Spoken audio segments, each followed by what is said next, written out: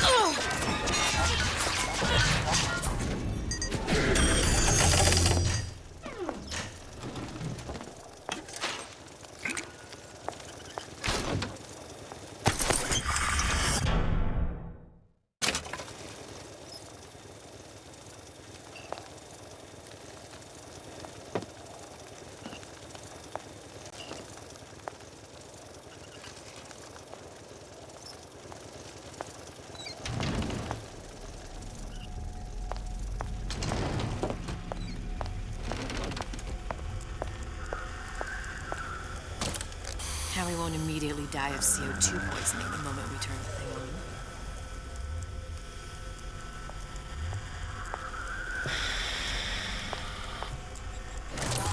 Well, not the perfect phosphor frequency, but it'll do.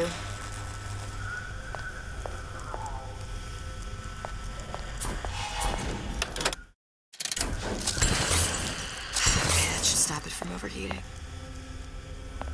There. Everything's fixed. We're ready. Let's fire it up and see.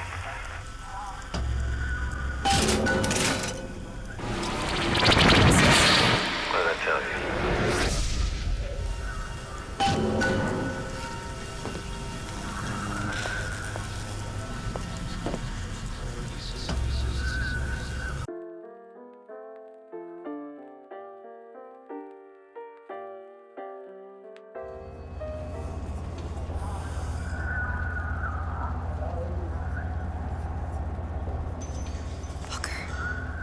Look. We're on the First Lady.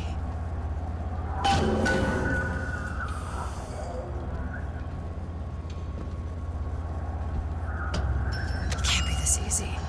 The First Lady Mark II was built around a particle lift system, just like all the buildings in the city. I read all about it in the Columbian Scientific. The particles seated at the top of the structure must be up that lift.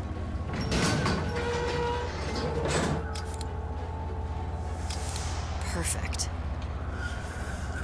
Seems like a lot of technology just to float an airship. Comstock never heard of hydrogen. The First Lady Mark I did run on hydrogen, and it was destroyed by a single bullet from a Vox sniper. Unfortunately, the Prophet wasn't on board at the time.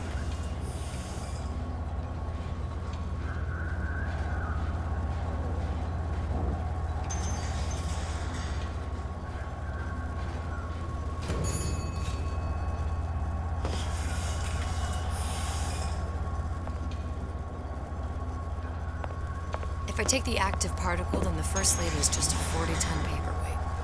Best to take the spare.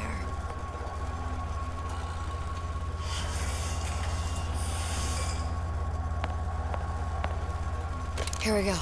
Now let's head back through that tear. You honestly expect Atlas to honor his side of the deal? No, but we'll cross that bridge when we come to it.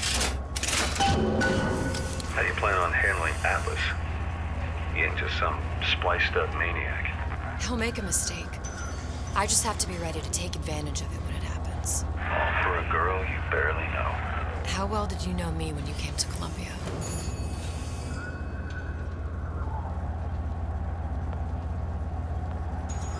Pretty lady not finished yet. What? Open the tear. Powerful device, very expensive.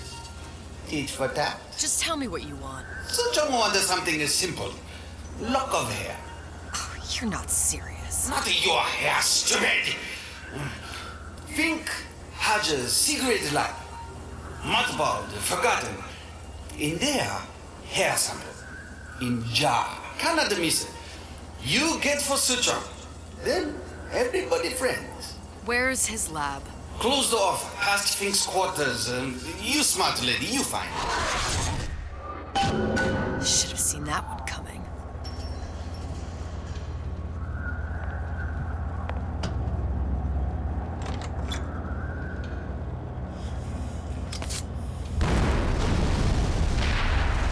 Vox Populi.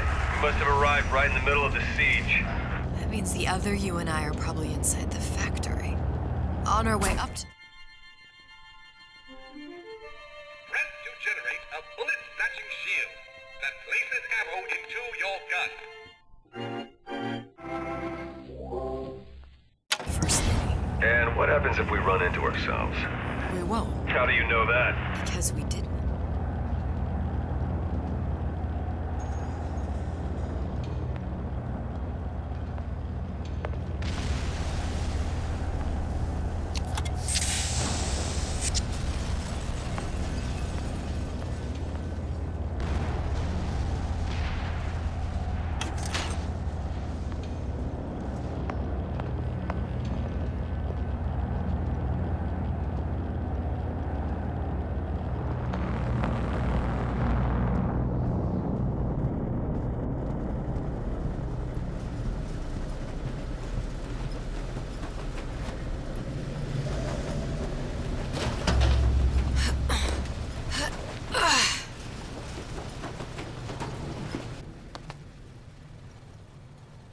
Taken your counsel, and you done me good service, but I will not hurt the boy. I will see Fink and Comstock burn, but I will not hold the son to account for the deeds of his father. You've misunderstood us. We neither asked you to harm the child. Nor did we promise that yours would be the hand that would set Comstock's world afire. A famous man once said, And a famous man shall say, I may reach the mountaintop. but I fear I shall never visit the valley below. But you mean I won't live to see the... No. It's up to you what matters more. Your part in the play? Or the play itself. Someone is coming. She'll arrive a girl. She must leave. A woman. And what makes the difference between a girl and a woman? Blood. Your part in the play. Or the play itself. Turn her into a killer? How? Give the girl no choice. And she will be forced to make one.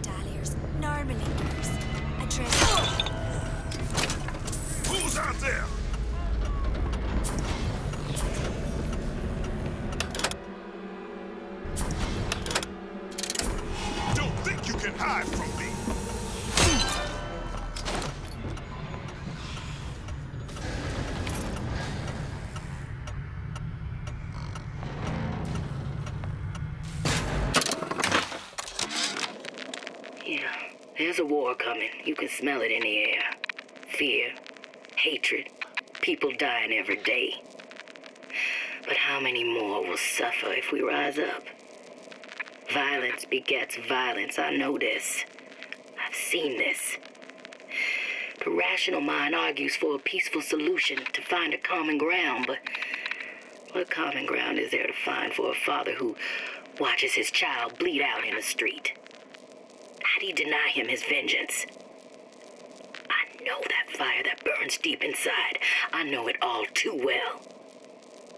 And when the time comes, will I be able to stay to hand?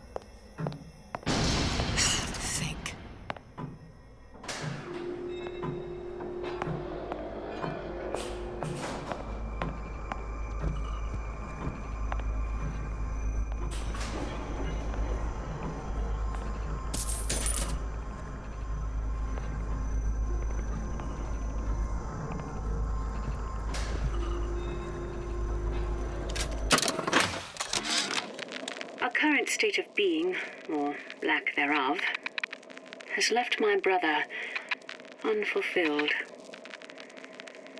The biological urge to leave one's mark is strong, and it is not an impossibility. We could instantiate ourselves back in Columbia, return to an old life for the possibility of creating new. But we died in that world. Returning would mean giving up part of us. Ourselves. We'd become flesh and all that it is heir to. The mysteries of the universe would become once again mysteries.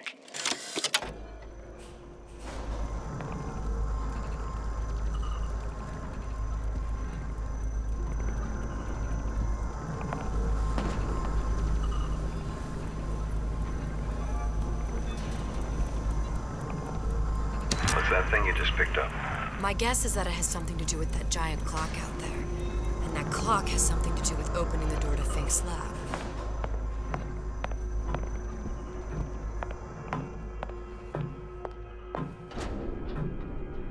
A giant clock. Sort of. Looks like the mechanism unlocks certain activities when Fink gives his blessing. So what? We're stuck waiting for the cuckoo to go off? No. We've already found the clock key. We can manually wind it. Open whatever door we please.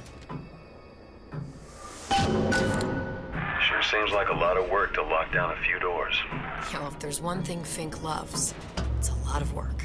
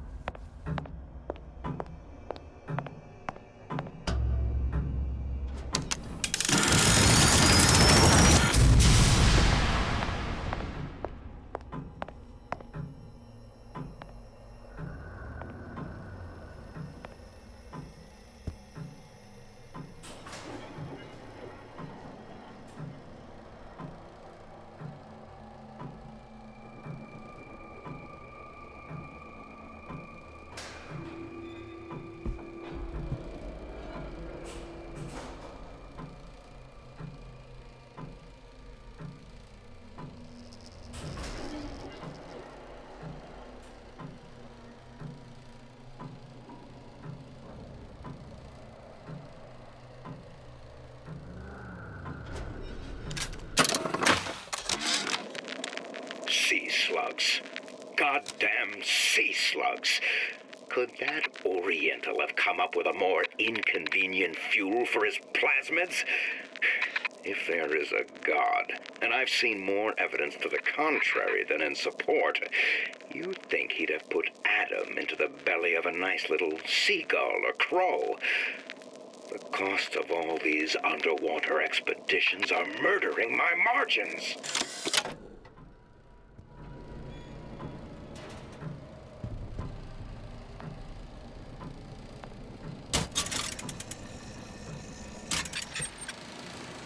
As to the matter of religion, let me place myself in the camp of the agnostic. I pretend to understand the mysteries of the infinite no more than you, Comstock, or anyone else for that matter. But for the sake of argument, let's say this is all one unhappy accident, and we're all alone in our toils. Then who would Comstock use to control and shame us with rules that apply only to those with not a penny in their pocket? If there were no God, you could rest assured the first deed done by the first rich man would be inventing him.